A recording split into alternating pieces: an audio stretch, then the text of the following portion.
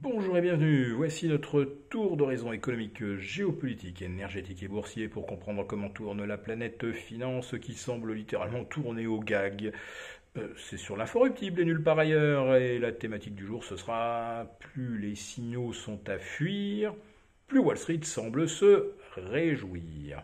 Alors on peut le dire, depuis 24 heures c'est véritable festival. Allez, par quoi allons-nous commencer? Oh, allez, la dernière mauvaise nouvelle du jour, à savoir les prix à la production aux États-Unis qui s'envolent de 0,5% au mois d'avril.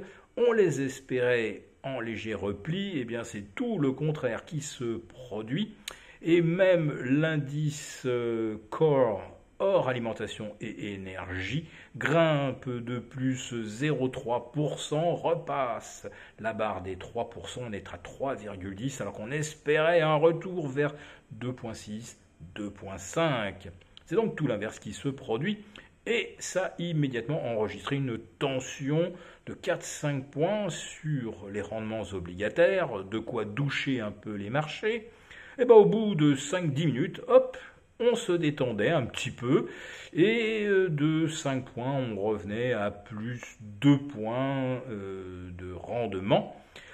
On essaye de se rassurer comme on peut, après tout. Ce ne sont que des prix à la production. On verra bien avec les prix à la consommation, le CPI. Et puis, si on retire le pétrole, oh bah ma foi, finalement, c'est peut-être pas si mauvais que ça. D'ailleurs, le pétrole a bien rebaissé depuis la mi-avril. On a pratiquement reperdu 10%. Les chiffres de mai seront peut-être meilleurs. Bref, je peux vous la faire du nord au sud et de l'est et d'est en ouest. Il y aura toujours une raison de voir le verre à moitié plein plutôt qu'à moitié vide. Alors vous nous reprochez souvent de le voir que le verre à moitié vide, sauf que des fois il est complètement vide et que nous ne pouvons pas faire semblant même de le voir à moitié plein. Donc il y a certaines réalités qui ne sont peut-être pas agréables à entendre, mais nous persisterons à les dire. Et ce dont je voulais surtout vous parler aujourd'hui, avant de découvrir ces mauvais chiffres des prix à la production, eh bien, c'était de l'effondrement des volumes de transactions sur les contrats les plus traités, l'ETF le plus traité sur le S&P 500, qui est le SPDR mnémonique SPY. Alors, jusqu'à début mai, on avait des séances moyennes à 72 millions de contrats. C'est pas énorme, c'est pas non plus ridicule. Disons qu'une séance à 100 millions de contrats, quand le marché monte, c'est un petit peu normal, hein, vous voyez. Quand au contraire on arrive à enchaîner les séances de hausse avec des journées à 60, 70 millions de contrats, c'est quand même pas lourd. Mais la semaine dernière, ça continuait de monter, et non plus avec 70 ou 72 millions de contrats, mais avec 42, puis 40, et puis hier, alors là, ça a chuté à 33 millions de contrats, c'est plus de la moitié d'activité en moins en l'espace d'une semaine, et pourtant les indices, les actions américaines continuent de grimper. Et surtout hier, je vous le rappelais, c'était même l'intitulé de ma chronique, on n'a jamais aimé autant le risque. Et oui, puisque le VIX, le baromètre du stress, était tombé hier et jusqu'en début d'après-midi à 12,60, c'est-à-dire des planchers historiques.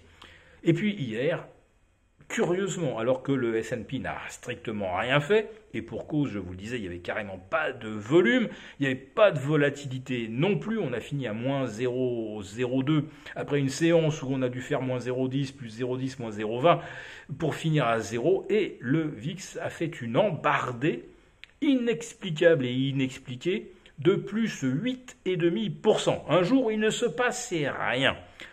Alors évidemment, certains nous diront, mais on s'en fiche. Regardez, le Nasdaq, lui, il a continué de progresser. Le S&P aurait pu finir dans le vert. Tout va bien, Wall Street va continuer de monter. D'ailleurs, quoi que vous disiez, Wall Street n'arrête pas de monter. Allez changer de logiciel et regardez les marchés pour ce qu'ils sont, c'est-à-dire quelque chose qui monte tout le temps et quelles que soient les circonstances. Eh bien, ces circonstances, je continue de les décrire, et moi je les assimile à du gaz dans la pièce, et la seule chose qu'on peut espérer, c'est que l'étincelle surviendra le plus tard possible. Alors on va essayer, on va couper le courant par exemple, pour éviter qu'il y ait le moindre court-circuit, etc. Mais globalement, les choses ne vont pas bien du tout. Du tout. Il n'y a pas de volume, la volatilité d'un seul coup fait des embardées, on ne comprend pas pourquoi. Et puis, vous avez hier le retour des mêmes stocks. Vous savez, ces actions d'entreprises en quasi-faillite, voire au bord du dépôt de bilan.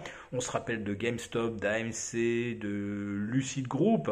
En 2021, pendant que tout le monde était confiné, eh bien, les jeunes qui n'avaient plus que ça à faire, de partager leur temps entre leurs jeux vidéo et puis aller voir ce qui se passe en bourse, eh bien, il s'était créé une espèce de courant de jeunes spéculateurs venant participer à des raids, des opérations commando visant à détruire, laminer les vendeurs à découvert. Donc c'était exploiter techniquement une situation un peu délétère qui est qu'il y avait beaucoup de vendeurs sur des valeurs qui le méritaient, évidemment. Et d'un seul coup, les cours explosaient de 100, 200, 300, 1000%. Et les vendeurs à découvert étaient littéralement fracassés. Eh bien, hier, ça a recommencé sur GameStop et AMC. Hier soir, les vendeurs sur GameStop ont perdu, paraît-il, 1 milliard de dollars. Alors, ce sont souvent des hedge funds, c'est des institutionnels, ils connaissent, c'est des professionnels du risque, ils se font quand même coincer.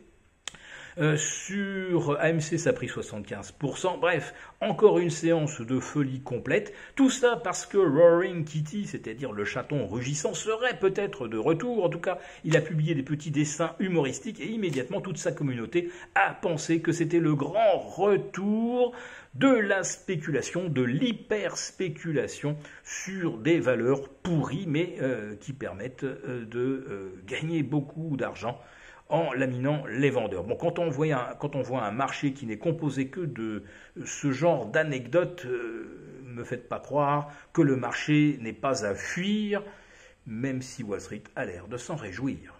Pour vous remercier de votre fidélité, vous pouvez télécharger gratuitement, en suivant le lien ci-dessous, un guide complet sur l'achat d'or physique qui représente un investissement de choix en période économique incertaine et surtout d'inflation. Merci et à bientôt. Merci beaucoup d'avoir regardé cette vidéo. N'hésitez pas à réagir dans les commentaires ou à liker et partager cette vidéo si le contenu vous a plu. Et pour ne rater aucune de nos prochaines émissions, vous pouvez vous abonner à notre chaîne et activer les notifications. Et pour plus de contenu, n'oubliez pas que le dernier rapport rédigé par nos experts est accessible en cliquant sur le lien de description.